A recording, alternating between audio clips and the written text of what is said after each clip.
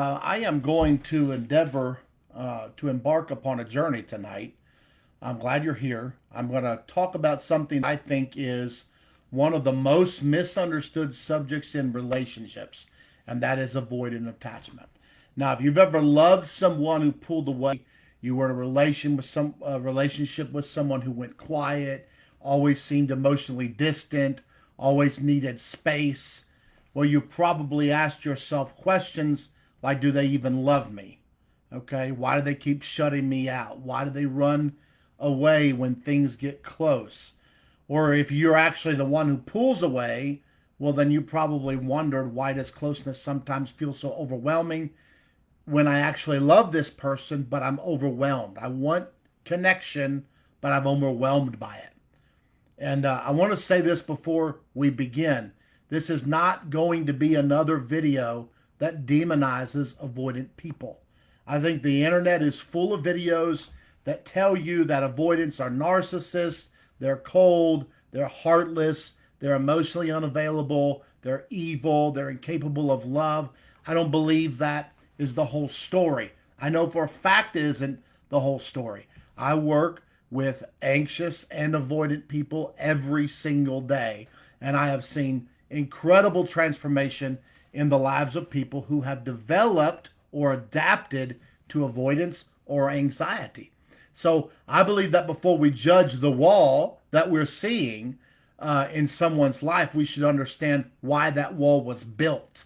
Okay? So tonight, I want to take you back, not to your marriage. I don't want to take you back to your dating relationship, but I want to go back to the little boy or the little girl who learned fundamentally. We're talking foundations of life, okay? One experience at a time, probably between the ages of 0 to 2, and then just continue repeated patterns through life, learning that reaching for people isn't always safe, that connection isn't safe, and emotions are not safe, and communication is not safe.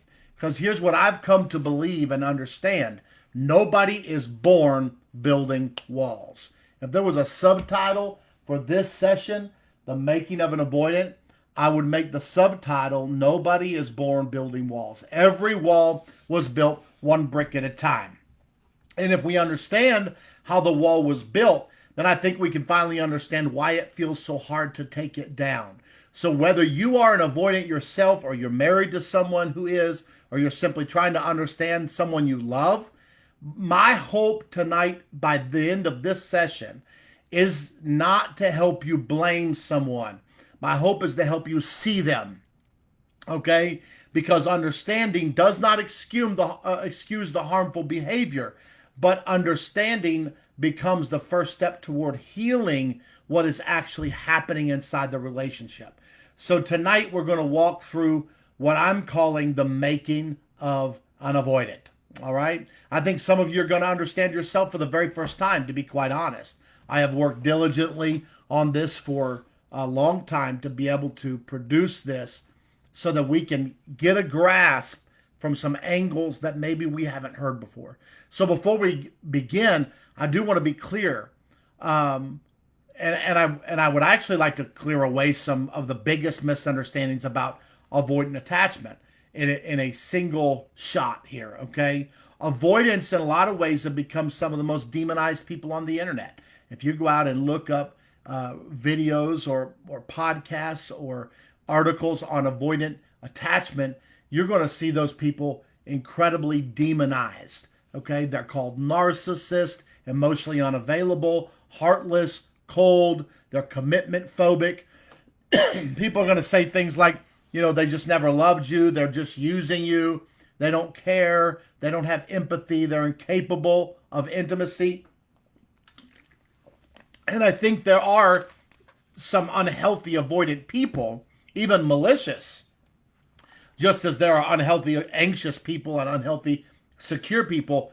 Those labels often miss what's actually happening. Most avoidant people are not trying to hurt anyone. They are trying to survive.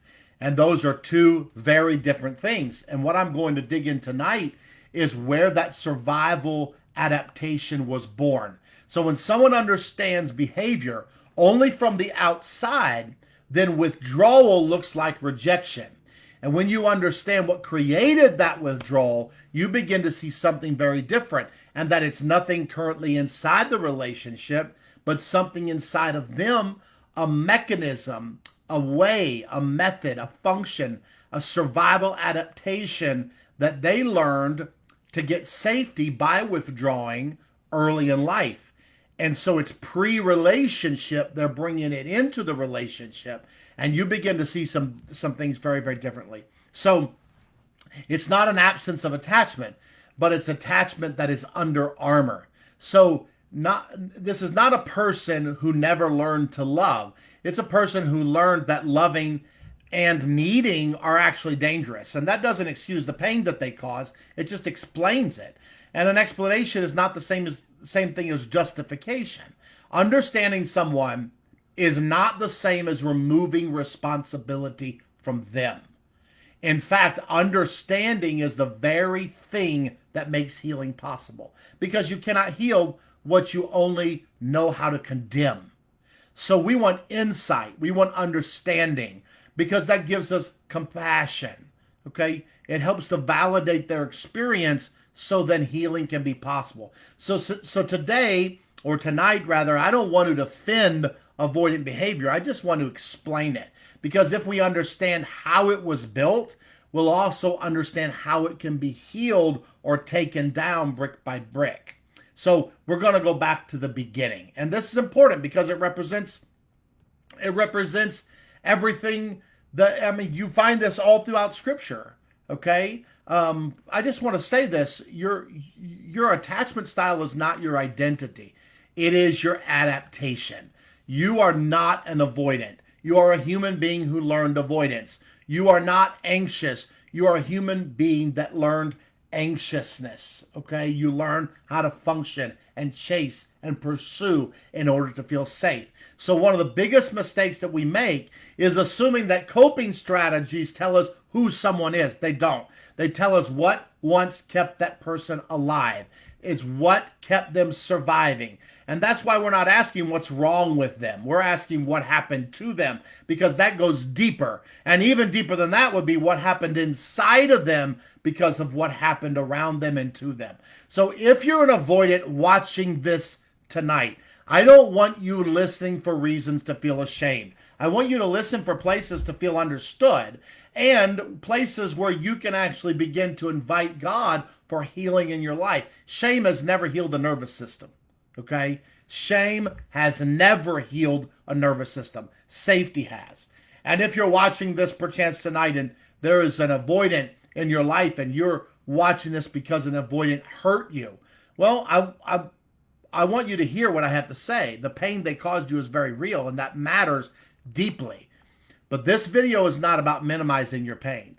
It's about helping you to understand where that pain comes from, because people heal better when they understand, how do I say it? They heal better when they understand rather than when they simply condemn. So no one is born building walls. Every wall was built one brick at a time. And today we're going to watch one being built. So welcome to the making of an avoidant. If you are present right now, I would like for you to take a moment and just share this with a few people, okay? If you're the one who pulls away, I'm going to let you know the truth about yourself that you've stopped being able to see. Everyone in your life, if you have avoidant attachment and you pull away and you shut down and withdraw, everyone in your life probably has a theory about you. You're cold, you're distant, you're disconnected, you're uninvolved, you're introverted. You don't feel things the way other people feel them. You have a wall up. You don't need anybody. Maybe you started to believe some of that yourself because it's easier to be the person who does not need than to feel the truth of what is actually happening inside of you when someone gets close to you. So I'm going to say it very plainly tonight, and then I'm going to show you why it's true. You do not feel less than your partner. You feel more, or you experience feelings in a different way. So much more and so differently that a long time ago, and we're talking about the beginning, okay, you came into the world reaching. A long time ago, You came into the world reaching, and you had to build a way to not feel it at all, because feeling it was not safe. And the not feeling is what kept you alive. So I'm going to take you back, because this does not start with the person that you're pushing away right now in your relationships. And you may not think you're pushing them away at all, but just stay with me a few minutes.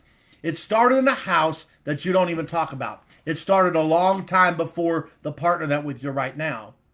Somewhere back there, you were small, very small, and you needed something. You needed what every child needs. You needed comfort. You needed attention, not just food and shelter and clothes, but attunement, someone to hear you, someone to see you. You needed you needed comfort and attention. You needed to be held when you were scared. You had needs and you cried out. You needed to have someone notice you were hurting at times and come to you. Every child is born reaching openly, without shame, and their whole heart is in their open hands. That's how everyone is born. You were too once in your life, probably before you even remember. That's not a thing you can remember, but it is true. You came into the world reaching. We all did. You weren't born avoidant. You were taught that reaching was expensive, and something happened. And it may have not been dramatic, and maybe no one would even call it abuse or anything like that. But it was just that when you reached, the hand was not there often enough for you. They did not respond. Or when they did, whoever's hand you were reaching for was overwhelmed or irritated or absent, or they had their own wall, or made your needs into an inconvenience, or met your tears with irritation, or they simply taught you 1,000 small times over and over again that your reaching was a burden, and that it cost the people you loved something they did not want to give. You were an interruption, or they just weren't present for some reason. So maybe you observed around you when your siblings reached or expressed or had big emotions, and they called out for engagement, and you watched and you learned that they were met with disdain and aggravation and inconvenience. Either directly or indirectly, you learned that people are not rewarded for connection, and they are not rewarded for big emotions, and you weren't rewarded for connection, and you were rewarded for needing less. When you needed less, when you stopped, when you pulled back, when you pulled inward, when you hushed up, when you didn't share the big emotions, that's when you got the approval, the acceptance, the validation, the love. Maybe you learned that being a lot was dangerous, okay? That needing something was actually weakness. That the safest child was the one who asked for nothing. That's what you learned. The lesson wasn't connection is safe. The lesson actually became, the less I need, the more I belong. And so you stopped reaching. You stopped trying to connect. You pulled inward. You were actually rewarded for needing less. So you did the most intelligent thing that a small, frightened, unmet child can do. You stopped. You stopped reaching. Not because the need went away, because it doesn't go away. God wired you to need certain things inside human relationships. Those needs are not leaving. They are inherent. They are there. They can be suppressed, dismissed, avoided.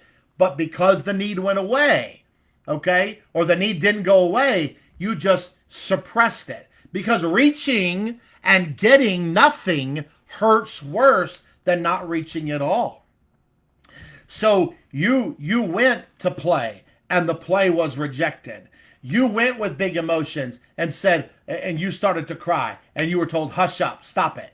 You saw the irritation, the frustration, and the overwhelm in the face of your caregivers, and you learned it's better for me to stay silent, because when I authentically show up, I'm dismissed, I'm an irritant, I'm avoided.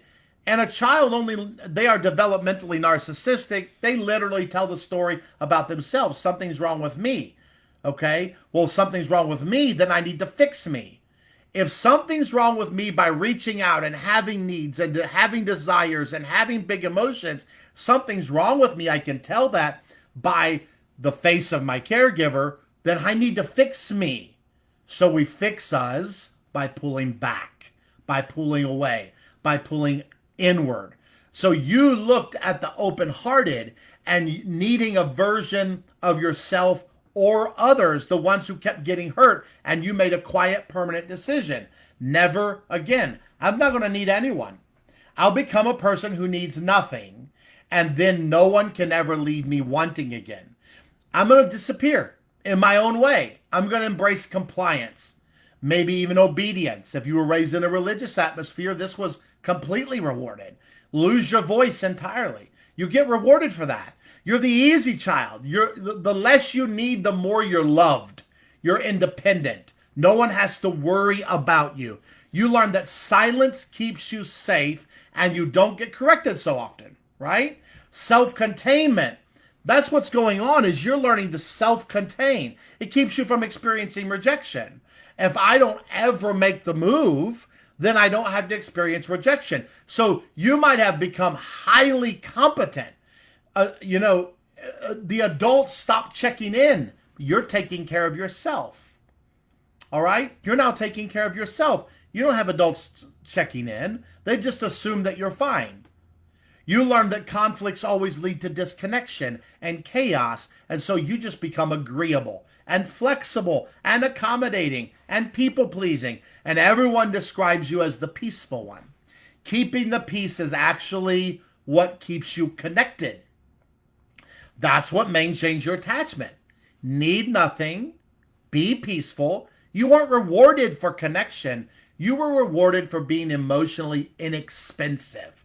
So now just be a doer, comply, do tasks, do items, take care of business, take care of yourself, fold clothes, stay to yourself, read a book, don't require anything from other people. You're not rewarded for connection. You are rewarded for being emotionally inexpensive. Okay? Look how calm you are. You're so strong. Nothing bothers you, except it does. Everything bothers you. But you simply learn not to show it. And every time a child suppresses a need, life often gets easier. Because when that child suppresses a need, now there's no criticism. That child wants this. Stop it. Why do you want that? Not every other kid has that. You're criticized every time you turn around. There's no disappointment when you suppress your needs. Right? When you suppress your needs, there's no shame. There's no conflict. I want something that requires you to have energy, but you're at the end of your rope all the time and you can't give it to me, and I'm an interruption, so every need creates a conflict. I'll just stay back and not say anything. You learn to avoid yourself. The first person that someone who has a dismissive avoidant attachment learns to dismiss and avoid is what's going on inside of themselves. Okay? They don't want to be a burden to anyone. Okay? But something even deeper is going on there. You weren't just learning how to regulate yourself. Watch this. You weren't just learning how to regulate yourself and stay to yourself. The fact that you're staying away and avoiding now is creating peace, because your caregivers are literally irritated, frustrated, overwhelmed, exasperated, interrupted by your needs, your wants, your desires, your emotions. So your absence of presence, your ability to avoid, you staying away, is actually regulating them. Okay? Children are extraordinary observers. And that's true long before they understand psychology, obviously. They understand consequences. You notice something. You notice that when you cried, someone else became overwhelmed. When you asked, someone else got irritated. When you needed comfort, someone else sighed. When your siblings expressed big emotions, the room got filled with tension. Arguments started. Facial expressions changed. People withdrew. The atmosphere shifts. And without ever putting words into that, a child's little nervous system reaches this breathtaking conclusion, right? My emotions affect everyone else's emotions. So you kept watching. And you notice something. When you stay quiet, then the house becomes calmer. When you handle it yourself, the adults in your life are relaxed. When you ask for less, there's less tension. So you disappeared emotionally and everyone else seemed able to breathe again. So your nervous system isn't just learning withdrawal protects me. It's actually learning withdrawal protects everyone. You are now taking the responsibility as a child without even realizing it, responsibility for navigating the emotions of everybody else in your life. That changes everything because now avoidance isn't just self-protection, is it? It becomes love. Avoidance is actually the definition of love, or at least a childhood definition of love. So you conclude that the kindest thing I can do for people I love is to become easier to carry. I need to become easier to carry. All right? So you became smaller. You became quieter. Okay? So now these are the lessons you're learning. My needs are inconvenient. My feelings cause problems. It's safer not to need. I must handle it alone. And the world is rewarding this as you become quieter, more independent, more capable, more emotional, less visible. Not because you hated people. You don't. It's actually because you love them. You care about them. And because somewhere deep inside you, you believe that your disappearance made everyone else's life easier. So if I disappear, no one has to deal with me. If I don't need anything, then mom can relax. If I don't need anything, then dad won't get angry. So what does everyone else need from me? Well, usually the answer is less. They need less from me. They need less emotion from me, less need, less conflict, less attention, less comfort. Well, let me ask you a question. Does a child need less or does a child need more than everyone else? A child is meant to need more than everyone else, not less. But when you look and say, what does everyone else need from me? When everyone else is frustrated, irritated, exasperated by all of the things that a child brings, illogical brain and dysregulated emotional brain, well, I'm learning that they need less of who I am. So I will disappear. My emotion will disappear. My needs will go away. My conflict won't happen. I'll just agree. I'll just stay flexible and accommodating. I need less attention, less time, less presence. So your absence actually becomes a gift. That's what happens is your absence becomes a gift to those that you love. The best version of me is the one who doesn't make life harder for everyone. So you become this low maintenance, compliant, independent, quiet, easy child. And that child believes that they've discovered how to love. In reality, they've discovered how to disappear. They have learned to disappear. Disappearing is an adaptation they learned in order to be safe. When I show up, it gets unsafe. So I'll disappear. You didn't disappear because you hated people. You disappeared because you believed your disappearance was a gift to them. Your absence became your contribution. So as adults, you can often carry that same unconscious belief that the kindest thing I can do for you is to ask less of you. Well, then the kindest thing you can do for me is ask less of me. But when you look at secure love inside of a relationship, it operates on a different assumption totally. It's the kindest thing I can do is to let you know me, that's intimacy, and then trust you with me, and then allow us to carry life together. So if you know me and I know you, and you trust me and I trust you, we can carry life together and actually build a relationship. But avoidance doesn't allow for that. An avoidant child is not simply learning to regulate themselves. They're regulating the people that they love by becoming smaller and quieter and easier and more visible. And here's the challenge. It worked. That's what people don't understand. It actually worked. You stayed safe and things got easier in your life because you disappeared. So every survival strategy, notice, you're not broken. That was an adaptation, and I would say a brilliant one, because a child learning how to stay safe and adapting, since safety is not coming from my caregivers, I will learn how to stay safe, and I'll do that by being avoidant, self-avoidant, and avoidant of others. So every survival strategy, however, has this price. The same wall that keeps pain out keeps love out. The same independence that protects you from disappointment will protect you from being deeply known. The same silence that prevents conflict also prevents intimacy, because conflict is going to end in intimacy if it's handled the right way. When you're self-containing, well, people look at that and say, wow, you're so mature. But it keeps you emotionally alone because you're self-contained. You're dealing with everything on the inside. You're not letting it come out. So you actually become the easiest person in the room while you're quietly becoming the loneliest person in the room. And every strategy solves a problem, but every strategy also creates another problem. So the tragedy of avoidance isn't that it fails, it's that it succeeds so well that it quietly robs you of the very thing you were designed to experience by God and the thing you wanted all along. And that's connection and closeness and relationship. So every coping strategy collects interest. And that is the part nobody really gets, is that it worked for you. It worked. And because it works, it gets repeated. And it doesn't get repeated a few times. It gets repeated thousands of times, hundreds and thousands of, tens of thousands of times, until one day the child isn't merely using avoidance.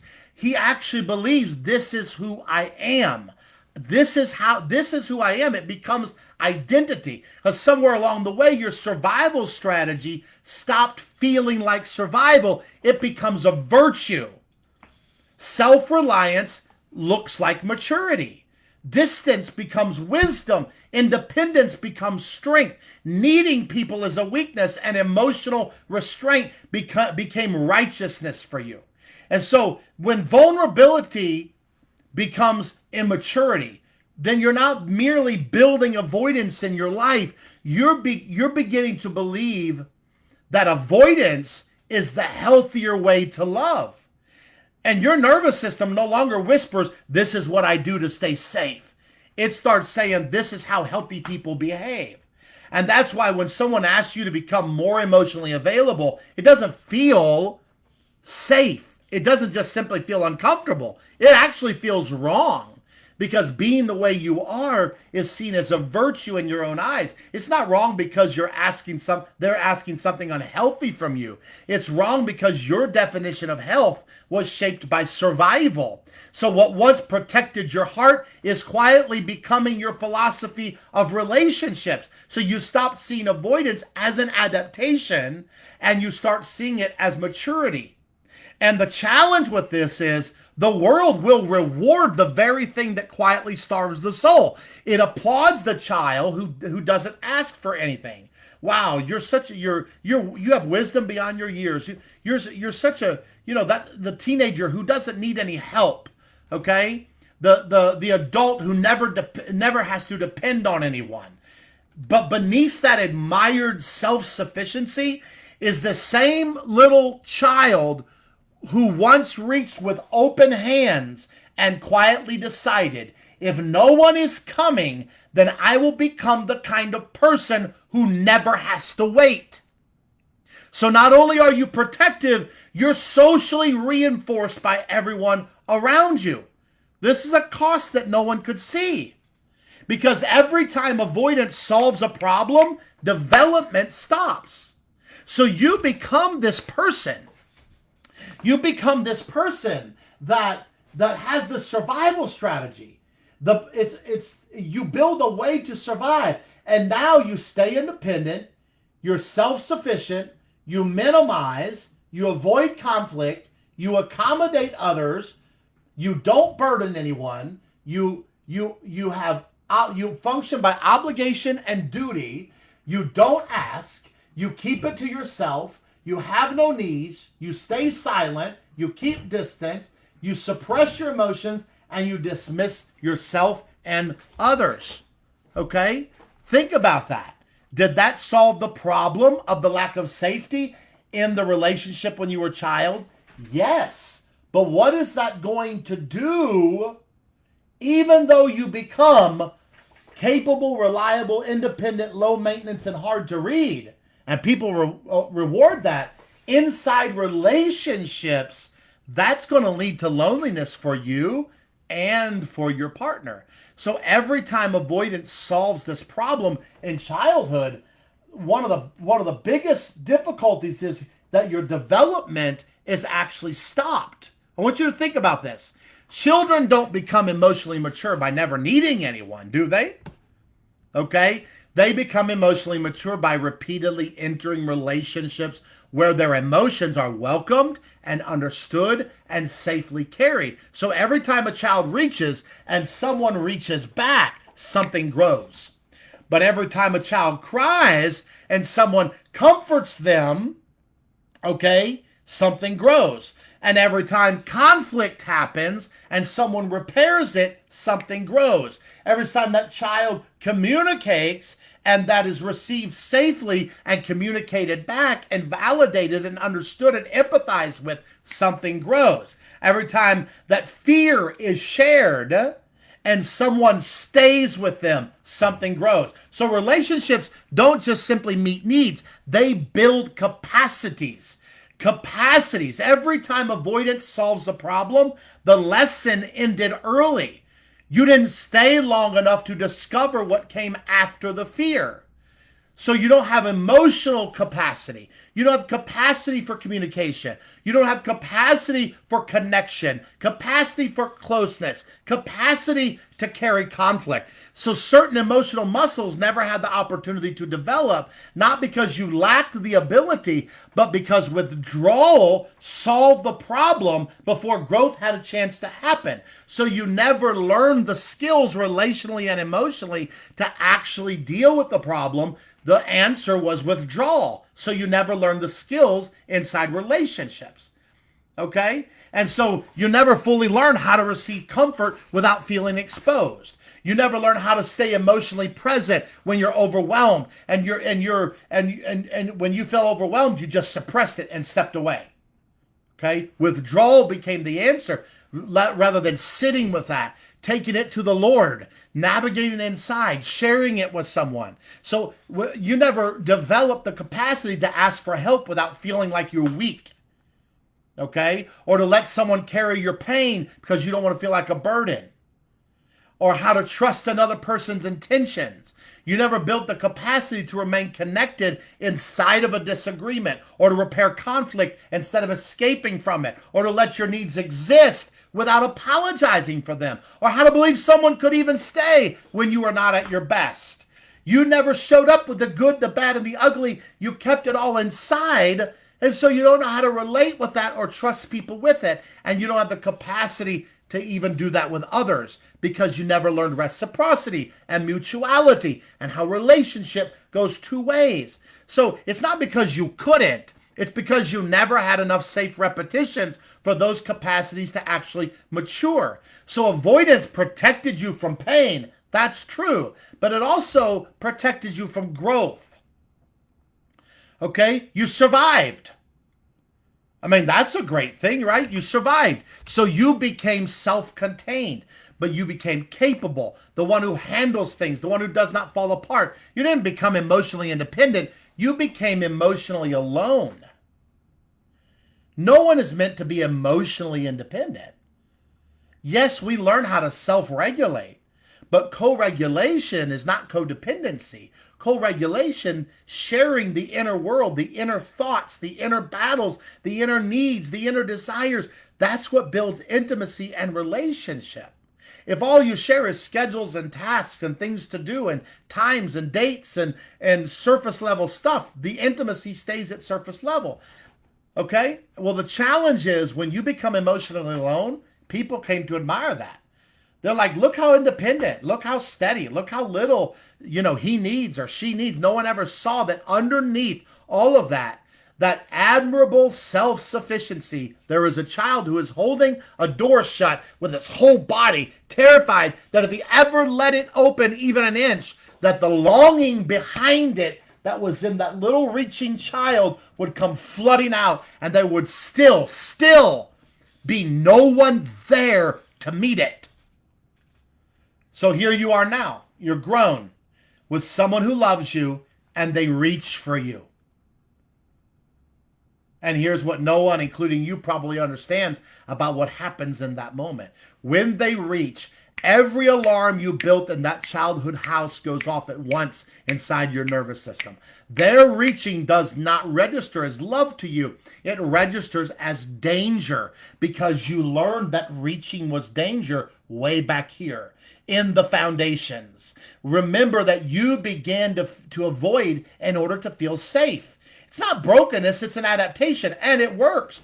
But it's because your nervous system isn't primarily receiving reality anymore. Your nervous system is a predictor. So you're not functioning from what's going on in front of you. You're functioning from this old internal operating system that learned to predict back then. Back then, connection, communication, closeness, all that was unsafe. And you learn to know, I'm going to predict it. It's going to be unsafe. So since it's going to be unsafe, I'm going to cope by withdrawing and dismissing and avoiding. So when you were little, your brain only had one job, keep you alive. But it became incredibly good at recognizing patterns. Not necessarily truth, but patterns. So it stopped asking what is happening and starts asking what usually happens. And that is what every nervous system does, not just yours. So if reaching usually led to disappointment, well, your body predicts disappointment before it ever happens. If vulnerability usually led to shame, your body predicts shame before anyone has ever spoken a word. You can literally begin to believe that people don't change.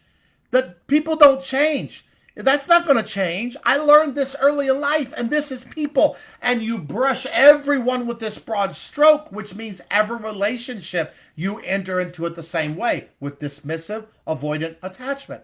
So with withdrawal, with shutdown, with staying at a distance, with keeping up the wall. So if conflict usually led to disconnection, your body is predicting abandonment before the conversation even begins.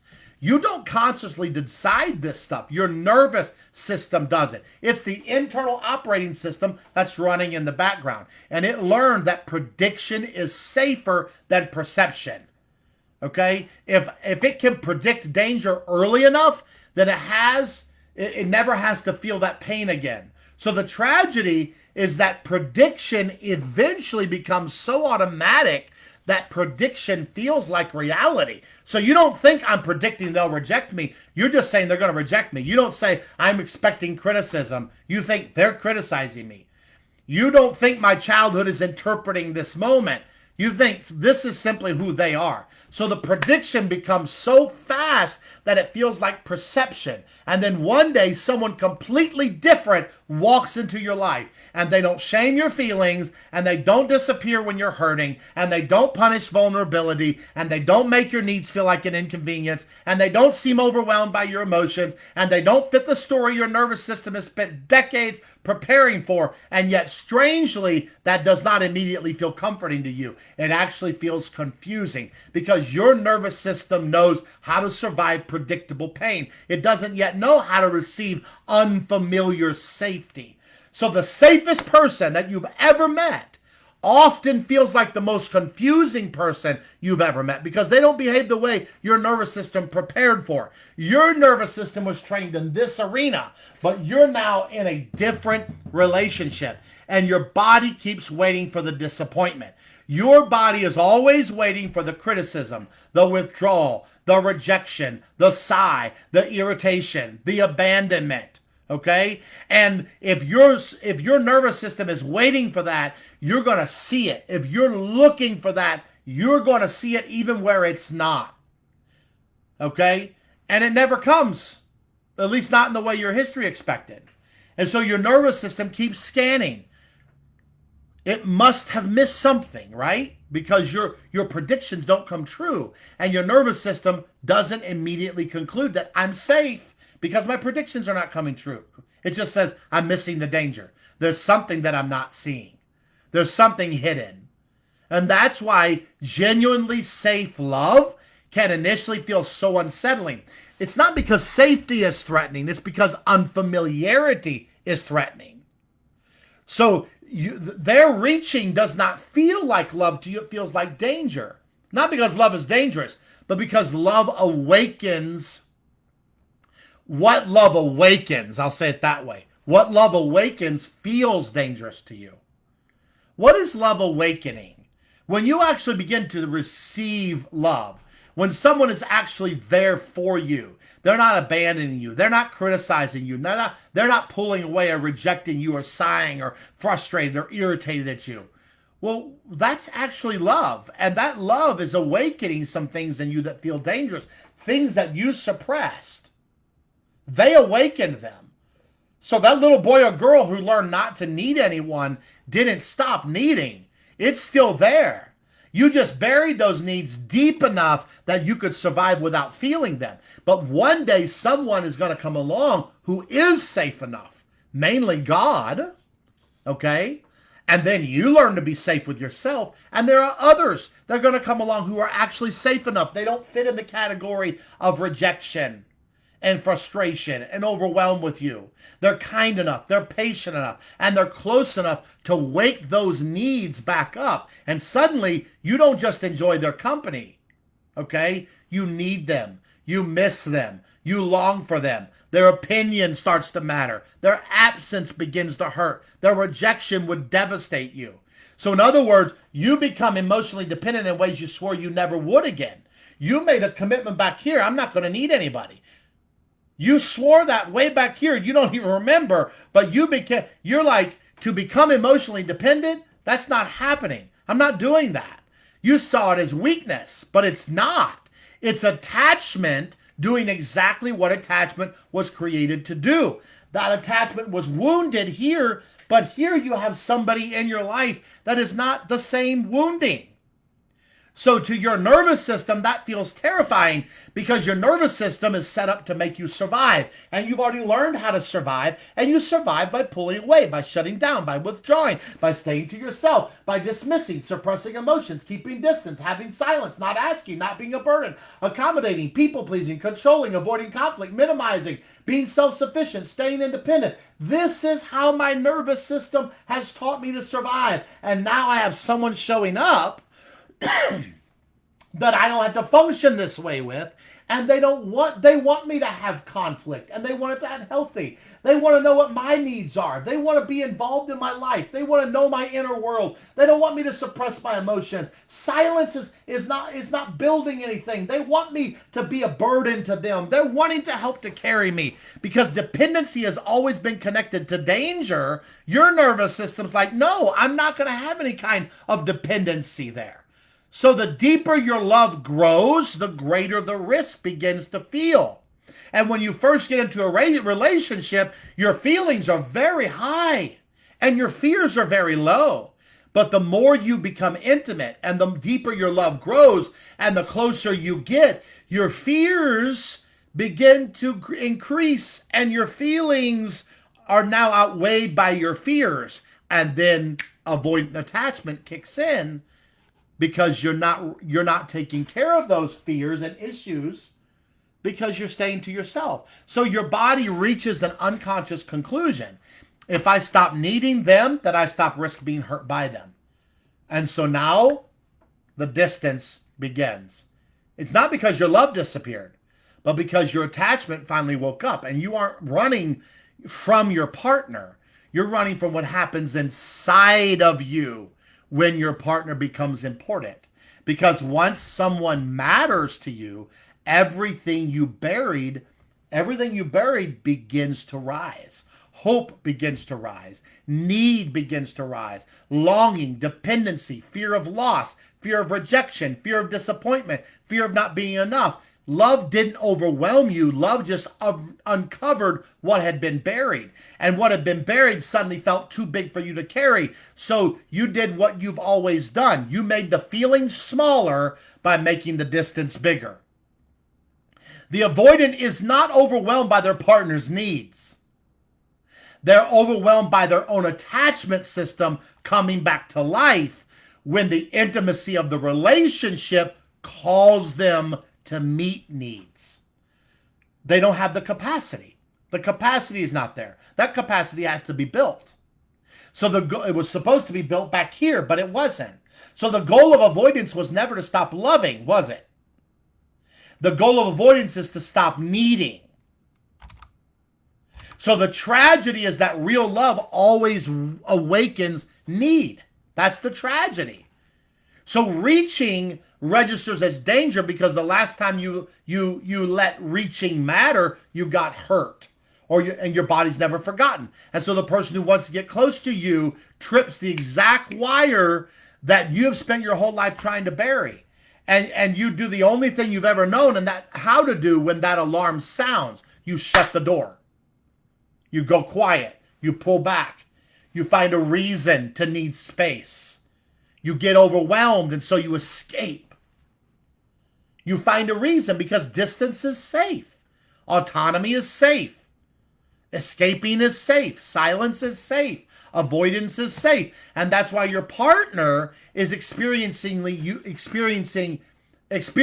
you differently than you experience yourself. You're trying to stay safe. You're escaping to stay safe, and they're feeling alone. Your silence is safe. I just won't say anything. But they're feeling distance. They don't know you. There's no intimacy. Your autonomy is safe, but now they can't help carry you. Your avoidance is safe, but now we can't even work through conflict and navigate life. So that's why your partner experiences you very differently. They see someone capable everywhere except in intimacy. They see you as a very capable person in every arena of life, except being known and knowing, except inside the relationship. Like they'll watch you lead businesses and organize and do administration and solve impossible problems and raise children and make difficult decisions and carry enormous responsibility. But when emotions become overwhelming and needs show up inside the relationship, you suddenly seem so unsure of what to do. And because you don't know what to do, or you're convinced that this is not my issue, you step away. It's not because you're not intelligent, it's not because you don't even love. You do love, you love deeply. But those emotional capacities were interrupted long before they had the opportunity to fully develop. So if you can imagine a child who never uses one arm, think about it. A child who never uses one arm, okay? Because every time they do, it hurts. All right, well, 20 years later, are they going to still have the arm? Yes, still belongs to them. It just never became strong. Why? Because they avoided using it. And avoidance works the same way. The capacity didn't disappear, it just never had enough opportunity to grow. Avoidance protects you from pain, but it also protects you from this growth. And now that is showing up inside the relationship. So when you got together and you're a new couple, you have all kinds of hormones that are causing you to connect, and oxytocin and dopamine and all of these, hormones are causing your feelings to be so much bigger than your fears. But then after a while, those hormones drop out and you're left with your relational and social and emotional skills. Okay? So the child who built this wall doesn't deserve the shame. The child that built this wall, I'm talking about, if you're the avoidant attacher, I'm talking about the younger you. You don't deserve to be shamed over this. You have to have compassion. You did exactly what children do. You adapted. So the wall is not proof that you're broken. It's proof that your nervous system loved you enough to keep you alive. So now it can learn something new. Not because your childhood wasn't real, okay, or the pain didn't happen, but because you no longer have to let yesterday tell today's story. The child who learned that reaching was expensive can finally discover that inside of safe love, reaching is beautiful again. Children don't become emotionally mature by avoiding hard emotions. They become emotionally mature by surviving hard emotions with safe people. And that never happened. So growth lives on the other side of the feeling your nervous system keeps escaping. That's where your growth is. It's building your capacity to stay present and get to the other side of what you're trying to avoid. And your life, the things that are bringing you discomfort, the things that you are avoiding. Those are the places where you need to build that capacity. So every time avoidance worked, your nervous system celebrated, but your emotional development waited. So you disappear a little inside of a relationship when your partner reaches today. That feels like danger to you, so you disappear a little. Right when they need you the most, you disappear. And they read it as you not caring. They're experiencing you very different. You say, I feel overwhelmed. They say they don't care. Okay? They read you as not caring, or they see it as coldness, or you not feeling anything. Well, the truth is the opposite. And I think that it's almost unbearable. You pull away not because you feel too little, but because in that moment you feel too much. And the too much is the precise thing you've been running from since before you had words for it. So the shutdown is not the absence of feeling. The shutdown is what a flood looks like from the outside when the person drowning has spent their whole life making sure no one can see them drown. So for many avoidance, after you pull away, after the danger of their closeness is past, like something happens. You get alone again in the next room and the door cracks open on its own. And everything that you could not feel in the moment comes rushing in, and you feel how much you love them, and you feel how you handled it so badly, and you feel the ache of wanting to share closeness and to be close and not having the first idea of how to even cross the distance that you just created. You feel all of that fully, achingly, but hours too late. And you're alone where it can't even do any of you any good. And so you're not the person who doesn't feel anything. That is a total misconception. You're the person who feels everything, and in private, after it is safe, and after they are already hurt. Now there are other avoidants who have this belief system that became more deeply reinforced. So their self-reliance wasn't merely tolerated, it was celebrated. So they weren't simply praised for surviving, they were praised for being right. Okay, they became the easy one, the mature one, the independent one, the one who never caused problems. And what happens is over time, they didn't just believe that this works, avoidance works. They believe this is the right way to love. And once survival becomes that virtue, any other way of relating begins to look immature or wrong. If this is right, then that is wrong. So some avoidants don't experience their withdrawal as something to heal from. If the strategy has become morally associated with maturity and self-control and wisdom, then their partner's invitation into like greater emotional closeness, it actually feels like an invitation, or how do I say it? It feels less like an invitation and more like a request to abandon what that person sincerely believes is the healthier, more responsible way to live. Okay? So let me ask you some things, and I'm not trying to ask you this to corner you, but I want to reach the part of you that is still behind that door. When you pulled away the last time, what were you actually feeling in the half second before you shut down? Okay? Not what you told yourself, but what was underneath. Was it fear? Was it the old wordless certainty that you were about to be too much or not enough or left? When your partner reaches for you and you feel that pull to retreat, whose face is your body actually bracing against? Is it really them, or is it someone from a long time ago who taught you that open hands get hurt? Is it the feeling of this is too much? You're asking me to become someone I'm not? I shouldn't have to do this, or I don't want to lose myself? Is it fear, or is it irritation? Because what would it have cost the small version of you to keep reaching back then? To keep reaching back then. What would it have cost that version of you to keep reaching back then? And is it possible that you're still paying that price inside your relationships today with someone who would actually catch you if you ever let yourself fall?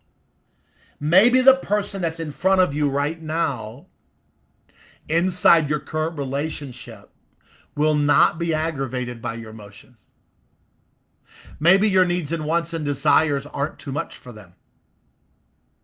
Maybe conflict is not dangerous.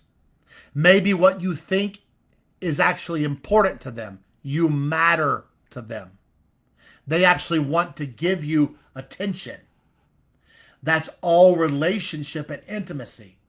But all of this is operating inside of that relationship. I'm independent, self-sufficient, minimizing, avoiding conflict, accommodating, don't want to be a burden. I only function by obligation or duty. I don't ask, I keep it to myself, silence, distance, suppressing my emotions, and dismissive. So when you go silent, do you know that the silence speaks? Do you know that? That the person who loves you hears it as you do not matter to me. When what it actually means is you matter to me so much that I do not know how to survive it. And the only way I've learned to survive relationships is by withdrawal, shut down, silence, distance, emotional suppression, not needing anything,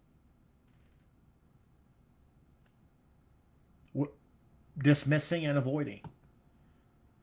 And that strategy has followed you into adulthood. When conflict appears, you still believe, when conflict appears, you still believe you're helping. When you say, if I leave this conversation, they'll calm down. If I keep this to myself, I won't burden them. If I need less, life will be easier for everyone. So you don't realize that your partner experiences that as the exact opposite. The silence that calms you creates anxiety for them. The distance that protects you feels like abandonment for them. The withdrawal that once regulated your childhood home now dysregulates the person who loves you the most. It worked back then, but they're not wanting you to regulate them. They're wanting intimacy with you. So it doesn't ask you to become smaller. Secure love is not asking you to become smaller. It's asking you to become known. Because healthy relationships are not built by one person carrying less. It's built by two people who are carrying life together. Two people that are dependent on one another. Not codependent, but dependent. That are not self-sufficient, but interactive. That don't minimize, but stay engaged. That don't avoid conflict, but actually engage in disagreement. That don't accommodate one another, but they let themselves be known and then serve and sacrifice for one another. They understand that they actually can be a burden inside the relationship, and that's how you carry one another together. They're not dismissing, they're showing their emotions, they're expressing them and being a safe place for those to be received. They're actually looking for ways to connect, not keep distance. They're speaking up. They're letting their self be known. They're not keeping it to their self. They're asking for their needs to be met and their wants and desires inside the relationship. So if you keep the door shut to stay safe, you will be safe. But you will also be alone. And you know how to be alone. Like, alone is predictable. It's not necessarily better, but it's safer than intimacy and your previous experience. You don't know that you're lonely. You may not even experience yourself as lonely. That's a tragedy. You adapted so early that self-containment became normal. You cannot, listen, you cannot miss what you've never safely experienced. So you don't grieve what your nervous system learned to stop expecting. Okay? Is the safety given to you by withdrawal still worth what it is costing you now that the danger is decades in the past and now that the person in front of you is not the one who hurts you? Because that is the very thing that you have never quite let yourself see. The wall was built to protect a child who really was in danger or learned to be this way to avoid experiencing the danger that you saw other people in the family experience. So as a child, you were right to build it. It was the smartest thing that you ever did. That's not brokenness, that's adaptation. But you're not that child anymore, and the person reaching for you right now is not the person who taught you to stop reaching. You're running at 40 years old from a fire that went out 30 years ago. And the wall that once saved your life, this wall, is now the only thing standing between you and the very closeness you have secretly ached for the entire time. So there is a process of healing. You can build your capacity to stay present and to understand your needs. Okay, you can build these capacities to have relationship, to experience communication, to experience safety inside of conflict. The wall that once saved your life is standing in the way. Now, I'm not just going to tell you to open up. Just open up. Okay? That's probably what everyone tells you. It's useless because they don't understand that the wall is not stubbornness. It's a survival system. Older than your conscious memory. It doesn't just come down because someone asks you. It comes down slowly, and it comes down one safe moment at a time. When you let yourself stay in the room for 3 more seconds than your body wants to, you're building capacity. And you're discovering that you did not die. Okay? When you actually see a need from your spouse, or want or desire, and you step out and you meet it and you're not rejected. Then you understand that wall's coming down brick by brick. The wall doesn't come down because someone tells you that they're safe either. It comes down because your nervous system actually experiences them as safe. And those aren't the same thing, because you can be in a relationship where when you do bring up conflict, they get defensive, or they can't handle it. Well, that's work for them to do. The fact is they're not safe. That's going to reinforce your avoidance. They need to learn capacities as well. You can know logically that your spouse loves you while your body is still preparing for rejection. Your nervous system does not learn primarily through explanations. It learns through experiences. And every time you stay and the rejection never comes, the old prophecy weakens. Every time you express a need and someone doesn't become irritated by your need, the prediction loses a little more of its authority. So every time you tell the truth about what you're feeling and the person you're in relationship moves toward you instead of away from you, and they empathize and they validate and they understand, another brick comes out of that wall. And healing happens when you begin to build those capacities to validate and understand as well. Like, you're learning to relate. You're getting skills you never got because of arrested development. And that's what withdrawal creates. So healing happens every single time that reality disproves your prediction. Not once, not twice, not 3, but over and over and over again. Okay? Repetition breeds belief. All right? But there's something else that you have to do. And a lot of people miss this. That this is the very moment that actually changes you. The safe moment happens, but then they rush past it. This is the challenge of the dismissing and the avoiding. Okay? So they explain it away, or they minimize it, or distrust it, or they move on. The old prediction just stays stronger than the new experience. So in other words, if you come and you bring your need, or you open up to someone and they're safe, instead of moving on quickly, slow down. You need to collect that evidence in your nervous system. You need to slow down and stay there and feel that safety inside the relationship. Otherwise, your spouse can be completely safe all the time and be but you're still dismissing, you're still avoiding, you're still withdrawing, you're still shutting down. Why? Because you're not allowing your body to notice what just happened in real time.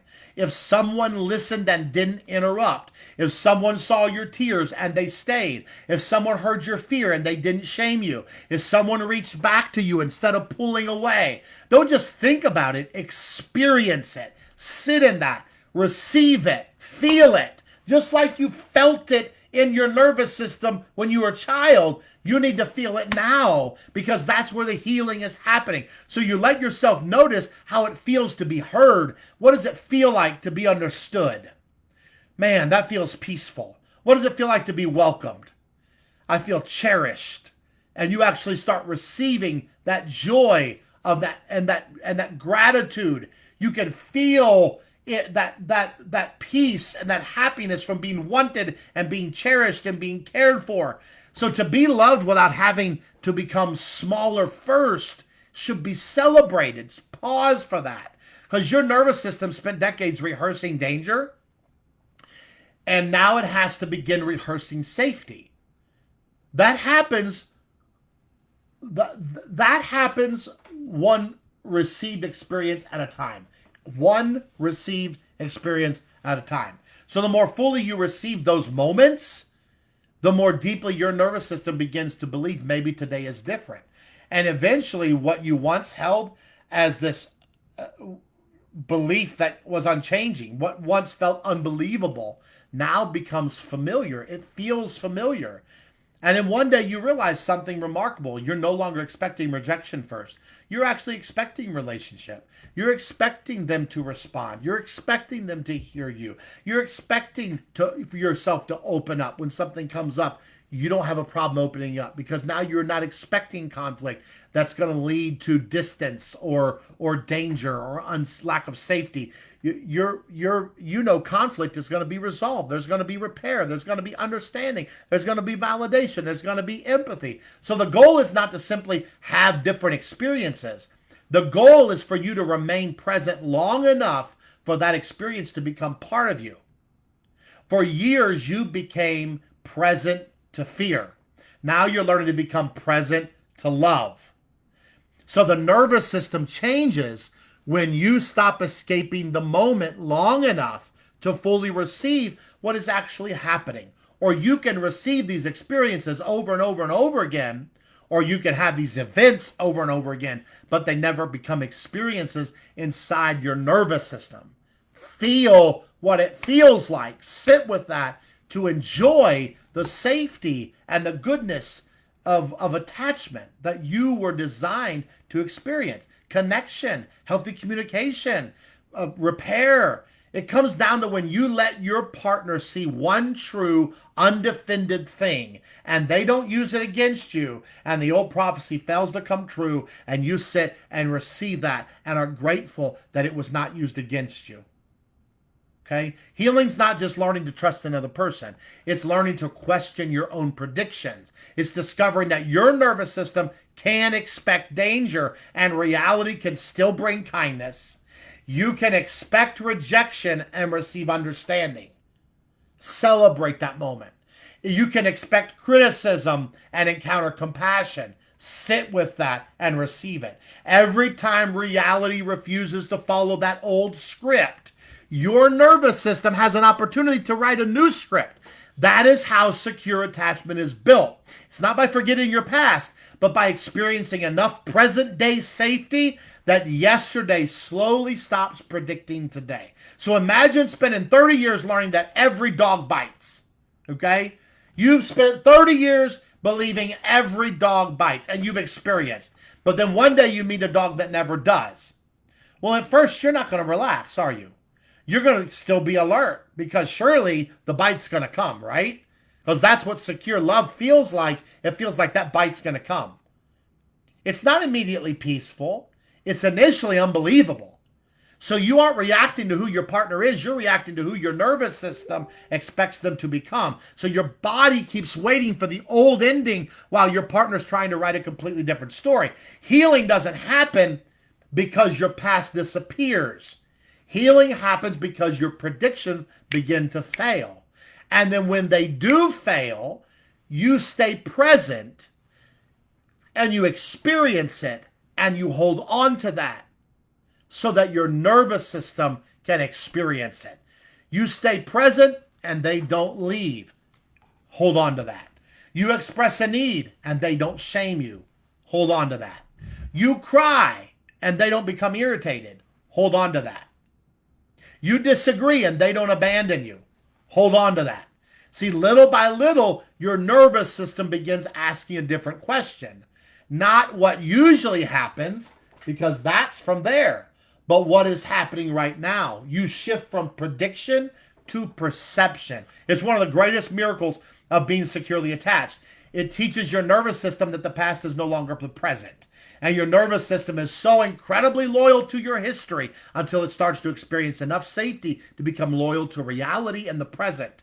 And so it comes down to increments of earned safety.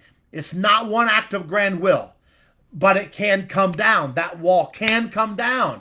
It's the thing I most need you to hear right now is that wall can come down. It's not a personality.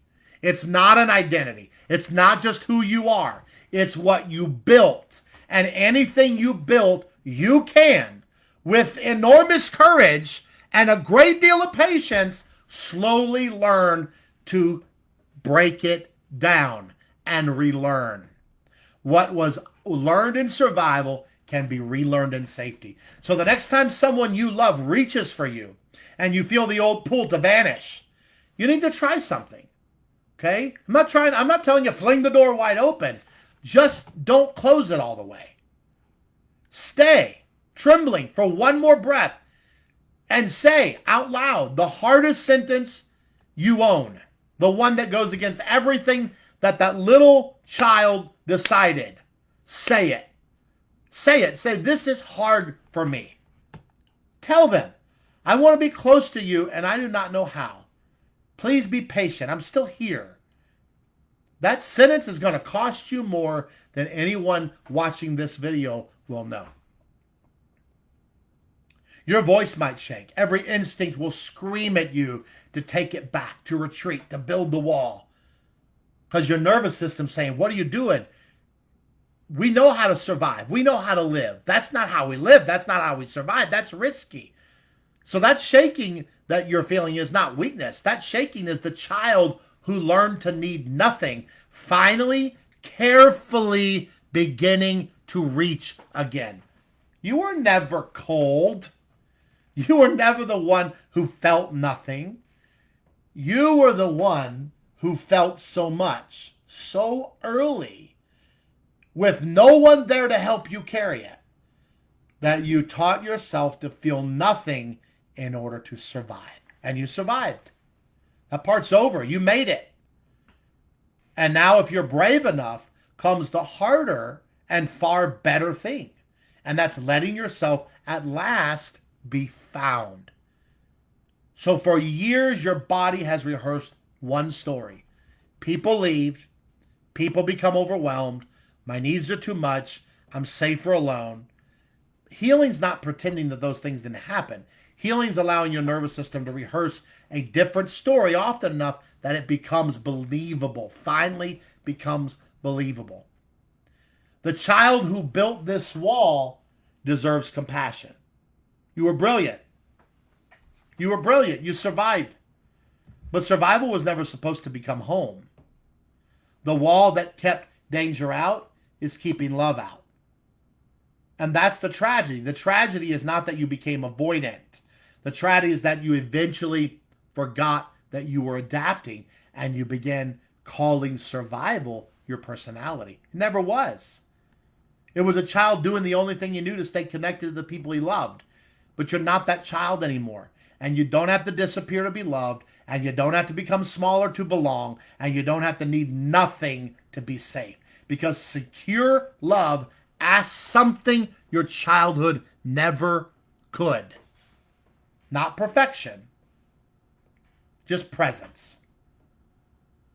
And wrapping this up today, I just want to say that the wall wasn't built because you hated love. It was built because you loved too deeply to survive losing it again. And the wall that once kept out that pain, eventually that wall will keep love out. But you weren't born avoidant. You were taught that reaching was expensive. And now, one safe moment at a time, you're learning that reaching can become beautiful again. I really appreciate you taking the time to join me for this session today. I'm here to help you. I'm here to serve you. I can help you get step by step. I have a 14-week pathway that can help you week by week to transition this, to see transformation in your life. God does not want you trapped in avoidance. He wants you to be free. He wants you to be free. The healthy path, the healing path, noticing the pattern, staying in the moment instead of escaping, letting yourself feel safe connection. New experiences create new predictions, and then intimacy becomes safer and connection becomes possible. Intimacy can become safe. It can become safe in your life. The new possibility is you can stay open, you can stay, you can trust, you can receive, and here's the thing, the perfect will of God. You can be loved and love. It can be reciprocal. You can reverse all of this through Christ. You don't have to survive, you can thrive. That's available to you, and that is called freedom. Thank you for joining me today with the Secure Project. I pray this was a blessing to you. Take a moment and share it with your friends and family. If you know somebody that's experiencing this inside their relationship, I believe that you need to let them watch it. Share it with them. They'll be blessed by it. Communicate with me if you need some sessions. God bless you and have a great night.